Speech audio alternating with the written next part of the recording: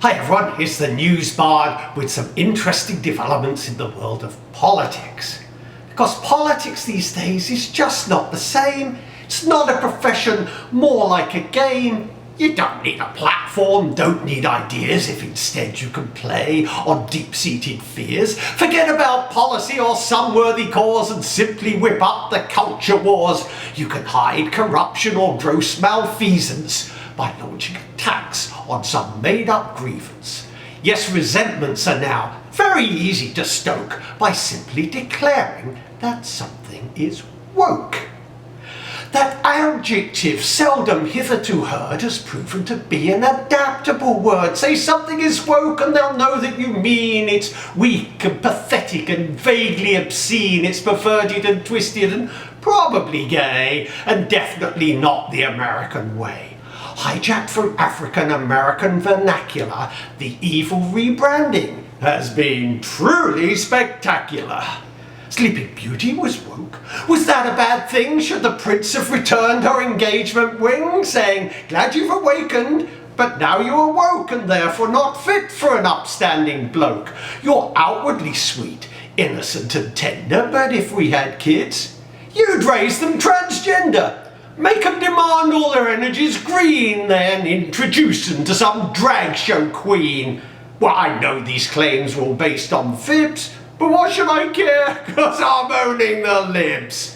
Now mostly it's harmless, just random spite, some diatribe on Tucker Carlson tonight, someone who's raging against the machine, some classless tweet from Marjorie Taylor Greene, but it's all performance, a bunch of hot air, so why should sensible folk like us care?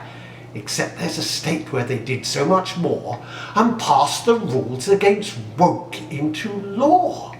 All for a man with lofty ambition who spouts this nonsense without contrition, cares not who he hurts or chases away. You can have freedom if you do what I say. A man with the charm of a praying mantis, I give you Governor Ron DeSantis. Well, what is there left to say about him who made the word woke an acronym? In the Stop Woke Act it says, if you please, stop wrongs to our kids and employees. So nowadays in Florida's schools, the teachers are nervous of all the new rules. If you taught about slaves, that must now be untaught, as you can't do a thing that might cause discomfort, like tell a kid to sit in a chair, or brush their hair, or not to swear, or leave the AR-15 over there. For teachers it is so unfair, yet Ron DeSantis, he doesn't care. He surely is a piece of work, isn't he? In a tourist state to pick a fight with Disney, or tell a cruise line that requires vaccination to find an alternative destination. For Florida's free and that claim can't be bettered, so the virus is free to roam unfettered. But he's honed an image, and that's all that counts as his stealth presidential campaign surely mounts. At nationwide speeches watch him gleefully cry, "Florida is where woke goes to die."